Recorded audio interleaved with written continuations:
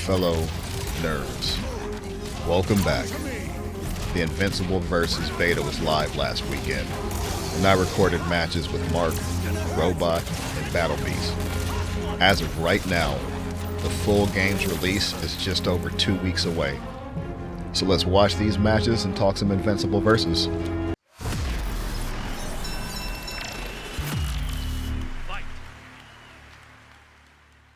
I normally do the commentary to this gameplay while I'm actually playing, but things shook out a little different this weekend. I got back home on Sunday morning, realized the beta was still active, decided to record a little bit. Your life is the blink of an eye to a Viltrumite.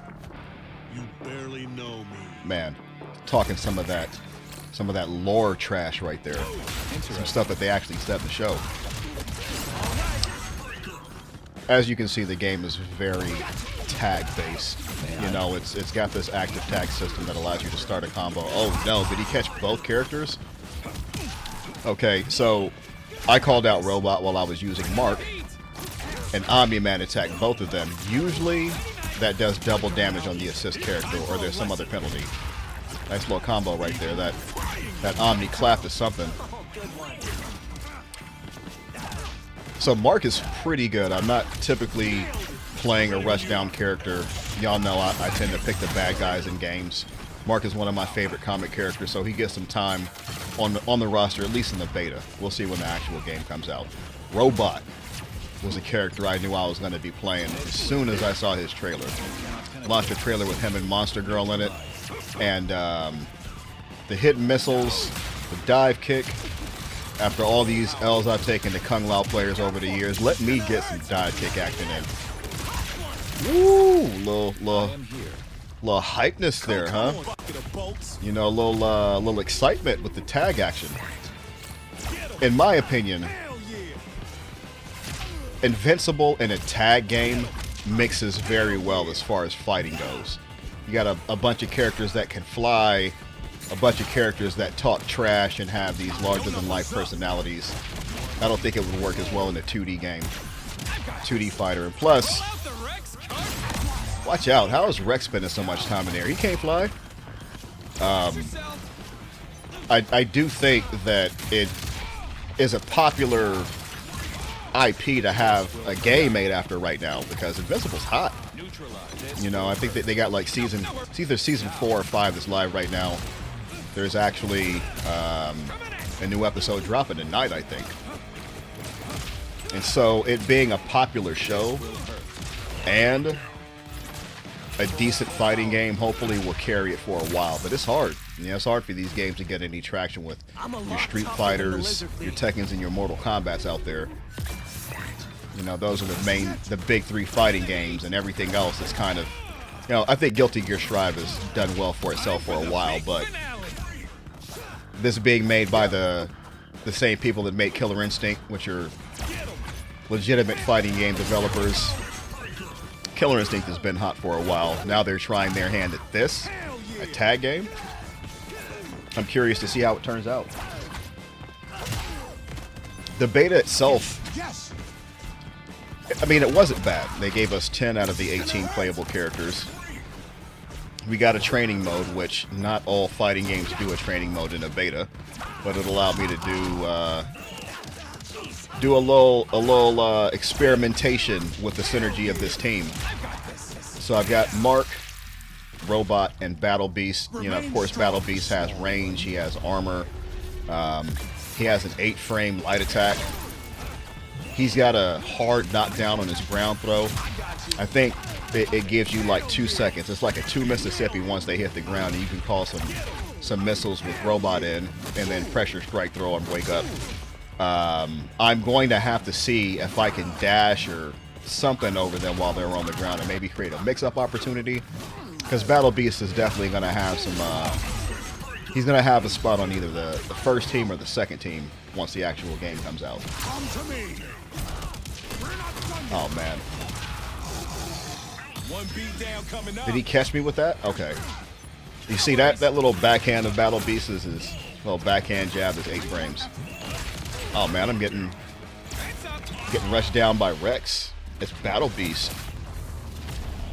Yeah, lore-wise, that shouldn't happen, you know. But it ain't looking good. I think I remember how this match ended. The sudden death takes away the gameplay music. A majority of the color in the background is gone, except for your health bar and a couple of things. Okay, what? Check out what happens right here. See, I knock him down, hit him with the super, and then what I do is I get in his face to bait out a wake-up attack of some kind, and I block, but the block didn't come out, and he ended up winning. Wow, so embarrassing for you. Ain't that right, Rex? Rex getting dubs on Battle Beast out here. I looked up to you my whole life, but you were just a lying piece of shit. Your life is the blink of an eye to a Viltrumite. You barely know me. These intros are hype, and that's important because it adds excitement to the game. And it's something that is noticeably missing when the game has bad intros. You take a look at Mortal Kombat 1's intro. They're trash. None of them are good. None of them are hype intros in Mortal Kombat 1.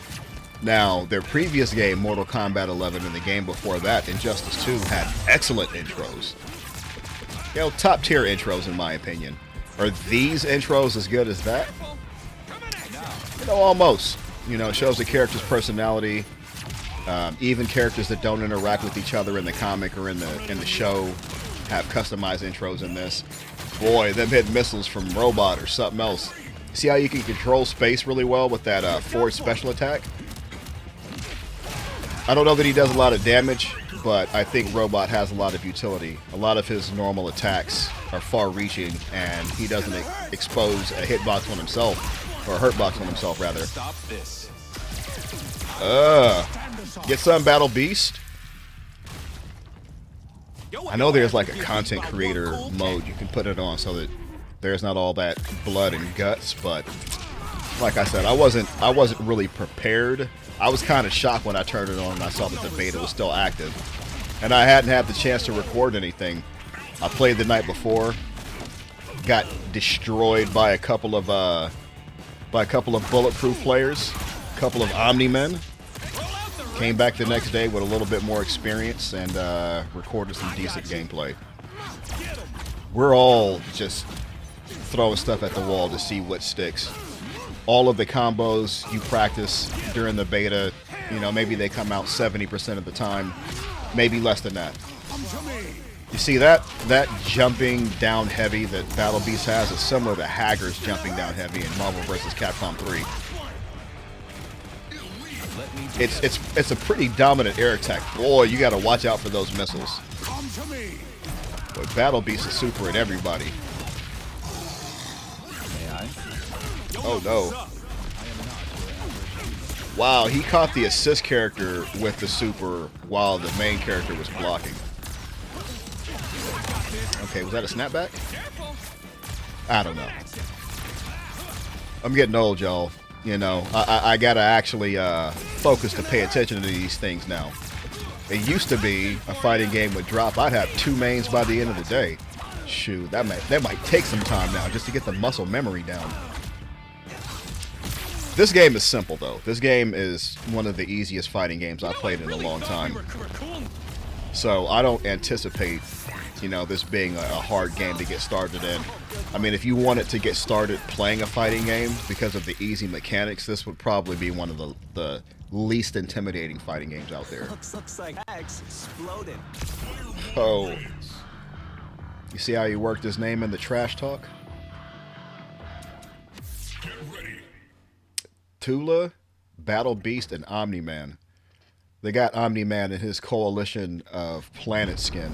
This is my home, and I won't let you destroy it. I don't want to spoil anything, but this isn't his main uniform. If you're watching the show or if you've read the comic, you kind of understand why his uniform is different colors. You know, he's barefoot, no red O on the chest or anything. Got a beard, which is not typical for Viltrumites either. Check out the show. Read the comic first if you can, because the comic is really good too.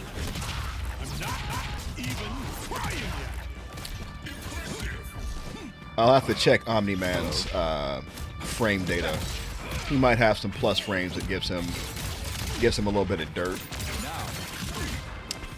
See, in the air, I can't combo into the missiles. You really can't combo into the missiles unless you super jump, call out 4 missiles, and then dive kick and actually connect while the missiles are connecting. Which, you know, you call an assist, you might be able to mix some people up. Who knows? Stop this. I warned you. Did that to Omni-Man? They were weak. I will not be. Battle Beal. Is that what I called him? Yeah, I need a little bit more caffeine, y'all. Battle Beast's personality makes me want to pick him in a game. Just liking the Invincible characters in general makes it more likely that I'm going to like this game, because I'm not the type of fighting game player that believes the story doesn't matter at all. In the grand scheme of things, no, because it doesn't determine who is good or bad characters in the actual competitive mode, in either casuals or in ranked. But it does establish power scaling. You know, it does establish who's the stronger in the universe and who's not. You know, the top dog and all the bottom feeders. So for that reason, I think a good story in a fighting game is cool, because I like to play characters that I like, characters that have cool personalities. Mainly villains, like I said, mainly the bad guys, but every once in a while, you know, hey, you know, Mark's one of my favorites, so I get to rock out with him in this game. Hey, that crouching medium where he does that slide, that's going to catch some people. And then if you space it out, it's like -3 on block. I want to say it was -3 or -6. It's been a couple of days, but at the very tip, it's safe. I know that.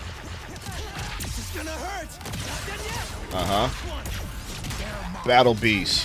Hey, Thula is a great character. I mean, of course, I'm putting foots in her right now, but with her range and her, I think it's her forward special that's safe on block, and she could just abuse that. You know, she could just keep you at a distance, you know, because that's probably the longest reaching normal in the game right now. Or I want to say her medium is probably the longest reaching normal in the game. Made this fun. I'll have to run that back and hear what he actually said. He made reference to her braid. Yeah, I do think that the roster, in my opinion, is okay, but I'm really not feeling these DLC characters as the first couple. You've got Universa, that's going to be the first DLC character that drops. And she's got that rod of hers that probably gives her long normals. She might be a little bit slower, some energy projection. But then the second character that's DLC is the Immortal. I mean, dude he's the main jobber in the Invincible universe. You see that push block right there into the crouching medium? Spaced him out with that. So it'd be funny if they dropped the Immortal and he's the biggest jobber in the comic and in the actual show, and then he's S tier in this game. One of the things I like are the defensive options in this game. You see how he just broke my combo there? That costs 2 bars, so that's pretty expensive. You also have push blocks that I think cost a half a bar. And then if you catch your opponent active tagging in the middle of a combo, you can press hard medium attack at the same time if you get the timing right. And I do believe that break is for free. I don't think that would cost you any resources. Ooh, the wave dash with the sliding low medium. Got to be careful. Well, it's not going to be that hard if he keeps doing all that unsafe stuff. But like I said, none of us are any good at this right now. I've seen a couple of videos, and I have seen some impressive combos, some impressive gameplay, but compared to what it's going to look like a month or two after the game drops, we're all just bumbling around. Get backslapped, Thula. Am I gonna... Yeah, maybe a standing medium to punish that. Oh, man. Made you look. None of, none of that was real. If she had stayed blocking, she would have probably had a combo. No surviving this. You need to calm down with that hair, Thula. Jeez. I didn't know Viltrumites cared that much about their hair. And what kind of a knife is she carrying that could cut a Viltrumite? For the greater good. These are the questions. All right. So, Thula, Monster Girl, and Robot. Monster Girl's a problem. Monster Girl gets in your face, it could be a long day. If you're not using your push blocks, if you don't have a way to get out, and you're in the corner. I didn't know Monster Girl was a grappler, and I like playing grapplers. I'm planning on playing Lucan when the game actually drops. You know, the Viltrumite that he looked like in the comics. He looks like a black Dolph Lundgren. You guys ever seen Rocky IV? The big Russian dude. He looks like a black version of that dude, just way taller and way more buff than all the other Viltrumites. All right, but in the show, they gave him the dad bod. They gave Lucan legitimate dad bod in the show, and I didn't like it. All right, why you change him and his design so drastically? But now that he's going to be in the game, I love it. You know, because they don't look. You take a look at Bulletproof. You know, looks like he could jump out of the gym.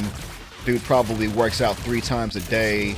You know, he's got the metabolism of a child. You know, could eat anything and burn it off, never gains any weight. They don't make Bulletproof for people like me to main. Me being a 45-year-old dad, they put Lucan in the game for me. That dad bod that matches mine. You know, the way I'm always rocking either a fade or a baldy. Yeah, they don't put Bulletproof and Titan in the game for me. They put Lucan in the game for me for that girth, for that heavy-handed old man action. Hey, Monster Girl is in here just. I mean, her normals. Look at the pushback on her normals. Okay. She's got pretty good range too. You know, usually the bigger characters are they can be stubby, but she doesn't seem to have a problem. Oh man, that belly flop, frog splash. What do they call it? Yeah, he's trying to catch me jumping. He's reading a jump. Man, get up out of here. Just a little, hey, that Ford special move right there, that's Robot's Ford special. I am truly sorry, Amanda. If you space it out properly and you make contact with the back end of it, like the tip area, Cower before me. if you include the pushback, it's safe. Not a full-blood If you do a short hop into it, it's safe no matter what. It's just -5. Which is, I mean, especially at a distance, that's pretty good. Doesn't lead to a combo or anything, but it can lead to a tag. And it can lead to a super. That's another thing with this game, is that special attacks can lead to combos, some of them. Like Mark's forward special can go directly into a combo. Let's go. Oh, man. No way Thula was surviving that. I wonder what Robot's alternate costumes are going to look like. Because, I mean, how many different ways can you have them look, really? I mean, you can give him, like, the Terminator Silver. He's got the Rust here. There's, like, the light tan color that's his original. Maybe a blue. But if all the characters get, like, 8 costumes, how is Robot going to have more than one, really? Ooh. Yeah, man, you got to back up. Robot said he warned you. Against Monster Girl again. Yeah, you see? Them open-handed slaps ain't no joke. Monster Girl just slapping Robot. These two characters are connected in the comics in a unique way. But I think they're going to be covering that in the show, either towards the end of this season or next season sometime. So I'm not gonna comment on that. But these characters that have shared history with each other that have been through things together in the comics or on the show, generally their dialogue is going to be a little bit different. You see, she baited me to jump, and when I jumped, she grabbed me out of the air. That's a sign of a true grappler. When they can battle beast, don't hurt them. Uh-oh. Watch out. Oh, touch of death combo. Monster Girl had a full bar of health before I started that combo up. I wasn't attempting to do a touch of death. I don't know that I practiced one, but the tag was available, and then it looked like Robot got his meter back for another. Well, could have supered him at the end, right? Could have. Didn't even need it. Just hit the 4 special. Come on, Robot, with that big brain, you must know you can't win this, sis. The odds may be in your favor, but I am not without resources. Okay. Full power. So, this game is going to be at EVO this year, and I do think it'll do well because it's a popular enough game, or because Invincible is popular enough and it's new. But I'm keeping expectations low. You know, a lot of fighting games come out that look like they're going to be the next big thing, and it turns out that they're not, which is fine. You know, they don't all have to be exciting, but I'd like to see at least 6 months worth of, you know, activity out of this. If this game drops at the end of April, and then by the end of May, I get on and I can barely find a match, that's not good. But because it's Invincible, because it's going to be at EVO, I would expect it to last at least until August. Which would be, what, like 3 months, 4 months after the game drops? Hopefully, because it's made by Killer Instinct, by the devs of Killer Instinct, hopefully it's got enough depth and enough traditional fighting game mechanics to keep people interested. You're going to die. Oh, and the rage quits. They got to do something about that. Look, in Mortal Kombat, if you rage quit, you lose the match. Your character explodes. They commit seppuku, and then the person you rage quit on, they get the win and they get the points. They need to implement something like that in this game. And I've heard what they're doing on Tekken. They don't want to implement that because they don't want to promote boosting.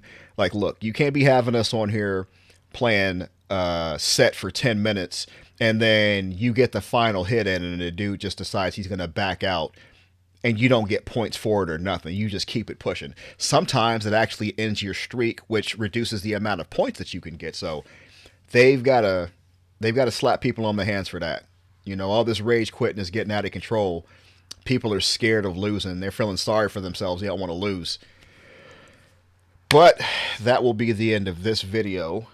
Get in the comments and let me know what you think of Invincible Versus, and if you're planning on playing, who you're planning on playing with, and if you pre-ordered it. Thanks for watching. You could have been anywhere in the world, and you're here with me. You know I appreciate that.